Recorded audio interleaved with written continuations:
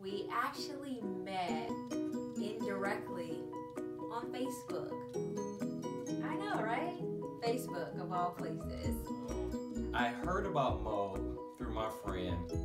She was always telling me how every time she was going through something, you know, Mo was basically her voice of reason. So I'm like, wow, this Mo, she really got a good head on her shoulders because she's giving the kind of advice that, you know, is really sound advice. And I reached out to my friend, like, who's this dude, you know? And she explained it was a friend of hers, and I'm like, what kind of friend? And she said he was just a friend. So I was like, okay, cool. I received this inbox message on Facebook. It was from Mo.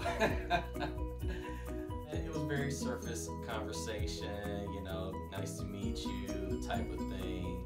And we actually hadn't talked again for quite some time until I got the news that her mom passed.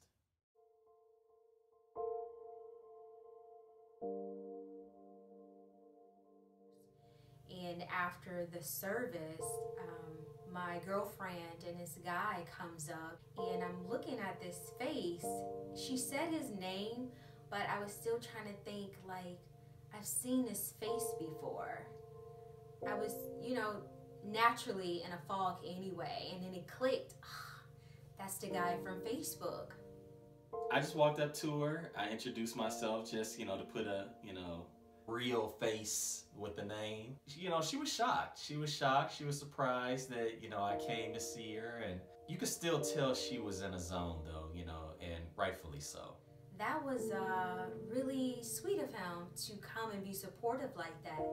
Like, we weren't even close, but it spoke volumes that day. We hadn't spoken to each other for, it was a few years later. I had reached out to her, and I just told her, I said, sorry, I've been MIA.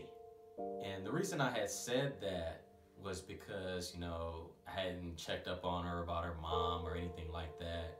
And at that point in my life, I was just coming out of something, and it actually felt like death to me.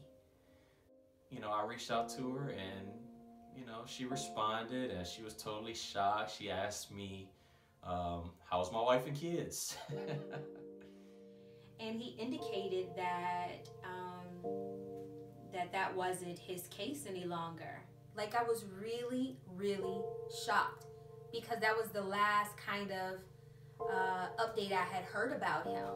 And I got online, and, you know, I go to his page, and I'm like, wow, there's no more photos, there's no information. I don't know when that happened, how long it had been like that. And I felt bad, honestly, as a friend, that I didn't know that he was going through anything. We weren't like super tight that, you know, he would have called me anyway, but I was remembering when he came and was supportive of me in my time of need, and I didn't even realize he was in a position where he may have needed a friend. She told me that she was going to, you know, just send me a message, an encouraging word, some kind of message, just to uplift me. The interesting part about it is that she said once a week, and it was once a day for 3 weeks. 3 weeks straight, she's sending me a message, and I never responded.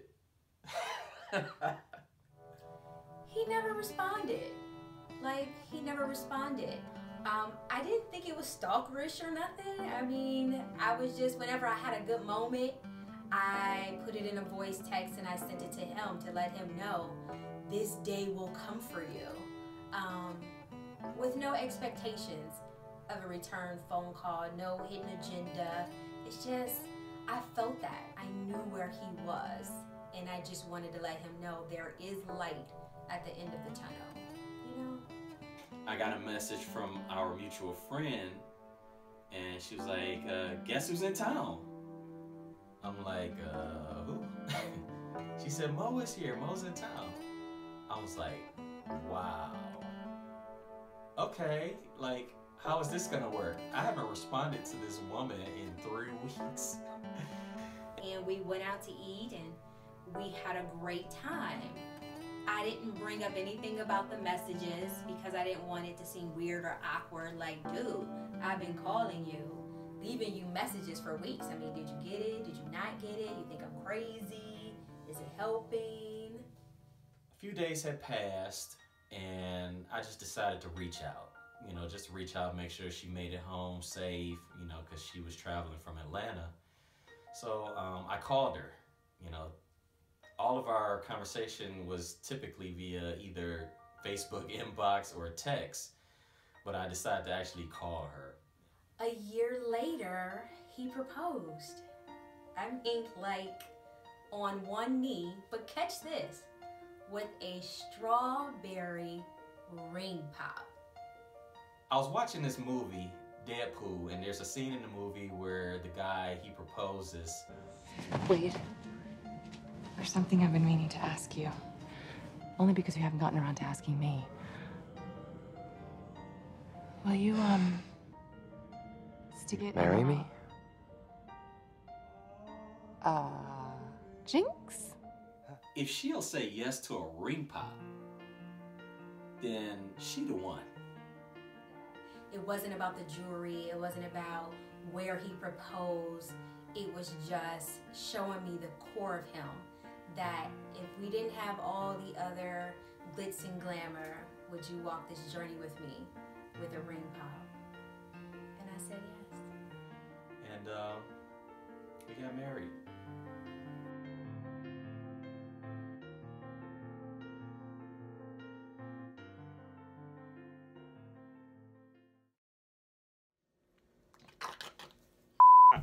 You say you like it rough.